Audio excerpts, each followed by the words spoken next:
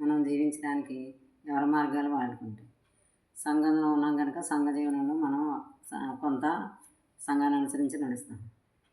మళ్ళా నలుగురిలో ఏమీ తక్కువైపోతామని కొంత పెళ్ళిళ్ళు, పేరెంటాలు ఇలాంటి విషయాల్లో మనం ఏమాత్రం తగ్గకుండా ఇతరులను మించి మరీ ఉంటాం.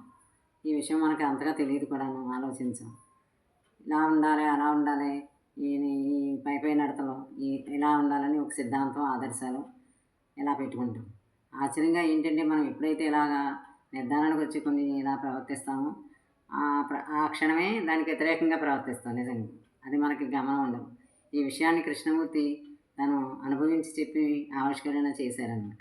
దాన్ని ఎలా అంటే మీరు ఇలాగా కృతజ్ఞంగా ఎలా ఉంటారో మీరు మీ మీ ఆదర్శాలు, విశ్వాసాలు వీటిని పెట్టుకుని మీరు నిశ్చయించుకుని మీరు ఎప్పుడు నడిచారో అప్పుడు వెంటనే దాన్ని వ్యతిరేకంగానే నడుస్తారు. ఇది మనం ఎప్పుడు సిద్ధాంతాలు పెట్టుకుంటే వెంటనే సంఘర్షణ వచ్చి ఆ విధంగా ఎప్పుడూ ఉండవు. మనల్ని మనం గమనించుకుని నలుగురితో పాటు గుంపులో వెళ్ళిపోవటమే కానీ ఎప్పుడూ ఒక క్షణమైన మన గురించి మనం ఎప్పుడూ ఆలోచించం.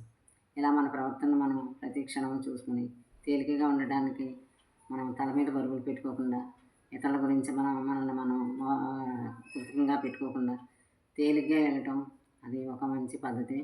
ఈ పద్ధతులు ఎవరూ అనుసరించక్కర్లేదు. మన అంతటా మనకు నచ్చి మనకి సహజంగా అనిపిస్తే మనం అలా వాటిని కూడా ఆస్వాదించి అలా ఆచరణలో పెట్టుకోవచ్చు. ఇది కృష్ణమూర్తికి రాసది. అర్థం చేసుకోండి. ఇంకా చాలా విషయాలు ఉన్నాయి మాట్లాడుకుంటే. ప్రతి దాని గురించి ఆయన చాలా బాగా మాట్లాడతారు. మనం కొంచెం చెప్పుకుందాం.